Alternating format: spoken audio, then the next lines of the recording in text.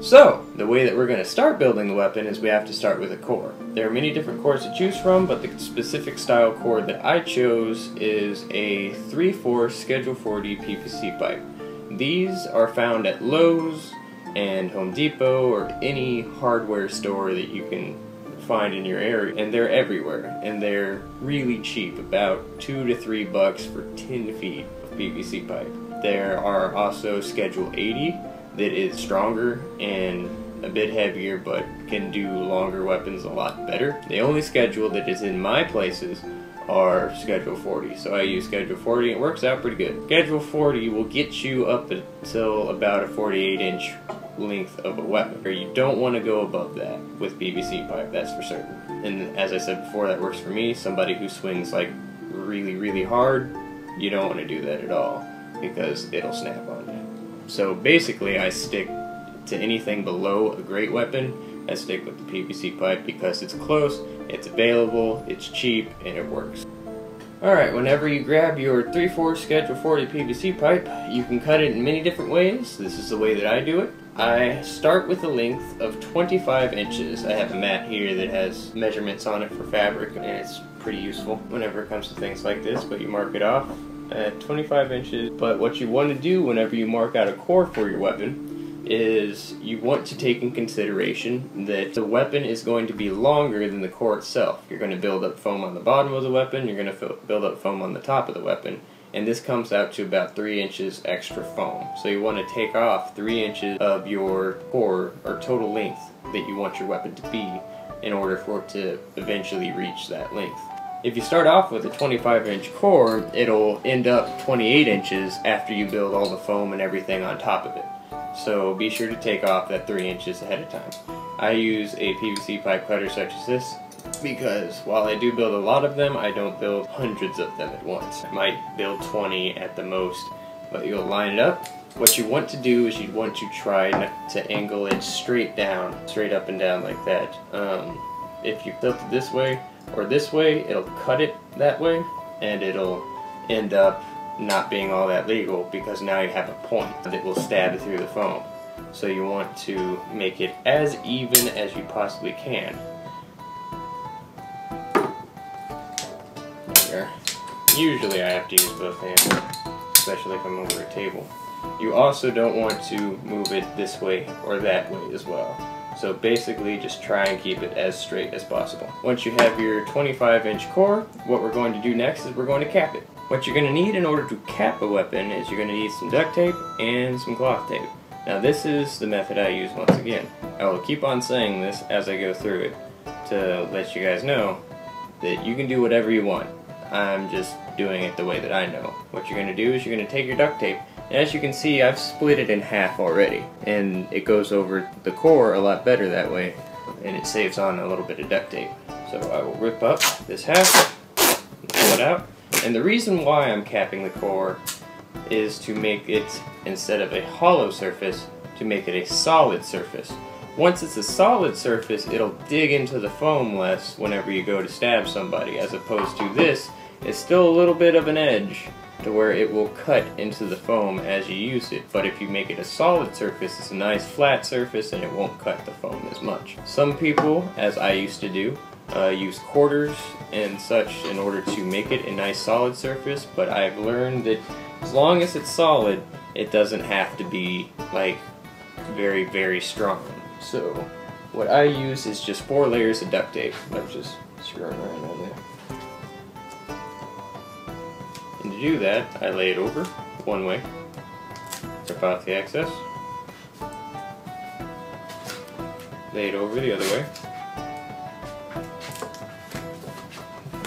off the excess. As you can see, it's starting to come out a little bit. I lay it over one way. I'm going to do this 4 times, as I said before. Lay it one way, and lay it the other way.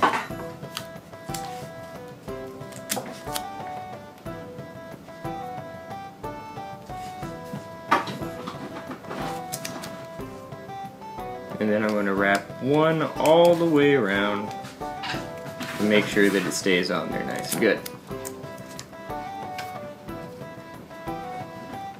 Now we're going to do this to the other end, and I'll fast forward through it.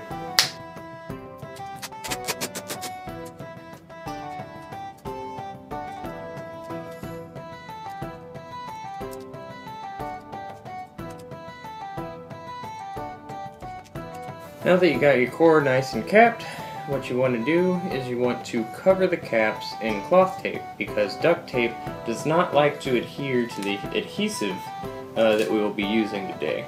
And whenever you cover it in cloth tape, it'll stick a lot better to the ends, which is pretty important because usually the ends is where a weapon will fail over time and deteriorate. The way that I do that is you can buy this cloth tape at Academy or at Walmart or any place that has kind of sporting stuff. This is used to either wrap around your hands or grips or anything like that. And what you want to do is you want to rip off a piece and you want to lay it over the duct tape like we have been doing. And now I will push down the ends and the top. You'll have some excess here, and then I'm going to lay that over. Next we're going to wrap one all the way around to finish it off, like so.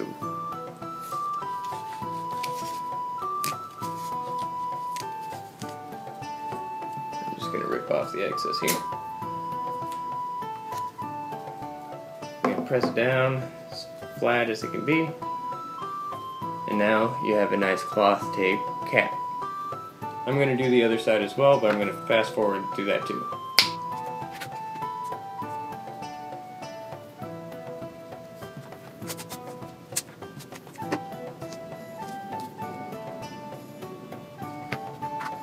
Okay, next what we're going to do is we're going to mark out the handle. What you want to account for is if you do have a hand guard or anything like that, is that you're going to need to make space for the hand guard as well as the blade, and as well as you want to make space for the pommel.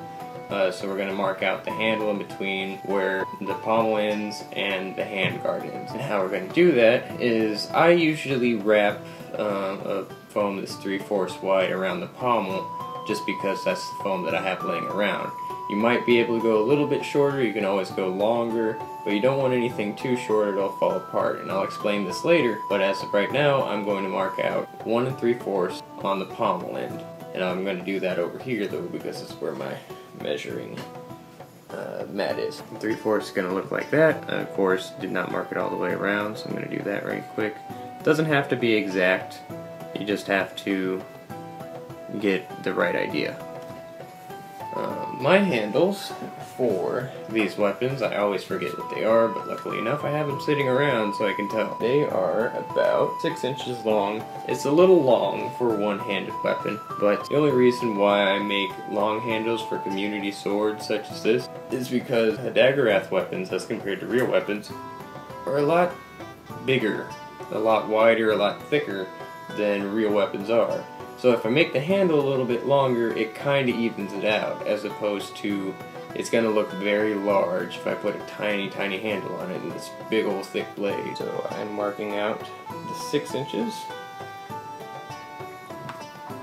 And as always, I'm going to mark it all the way around now. And now you have your handle kind of marked out right there. And the rest will be your blade.